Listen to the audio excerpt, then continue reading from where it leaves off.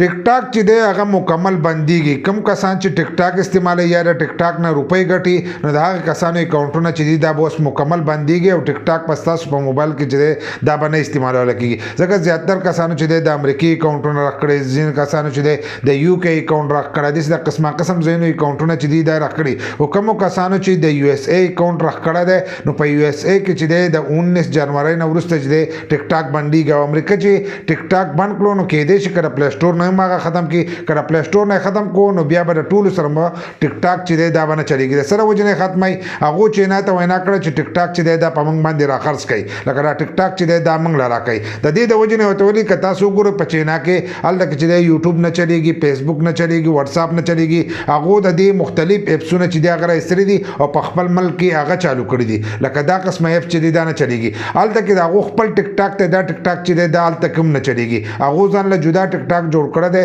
هغه ټیک ټاک چې دی هغه په چینا کې چلیږي. نو امریکا ورته ویلي دي چې زمونږ کوم اپسونه چې دی هغه هلته نه چلیږي. نو د دې د وجې نه ورته ویلي چې دا ټیک ټاک چې دی دا په موږ راخرڅ کوي، که نه راخرڅوي نو دا ټیک ټاک چې دی دا به موږ په امریکا کې چې دی دا بند کړو. نو چې په امریکا کې یې بند کړي کېدای شي که لږ وخت پس هغو د پلی سټور نه هم ختم کړي ځکه چې د امریکې نه دا ټول هر سره چې دی دا کنټرول کېږي. نو که د هغه ځګي نه یې بند کړو نو بیا به د ټولو سره چې دی ټیک ټاک به بندېږي. خو چې ټیک ټاک بند کړي نو د دې سره به ډېره فحاشي چې دا به ختم شي. تاسو راته ووایئ تاسو د ټیک ټاک په بندېدو باندې خوشحاله یې که نه یې؟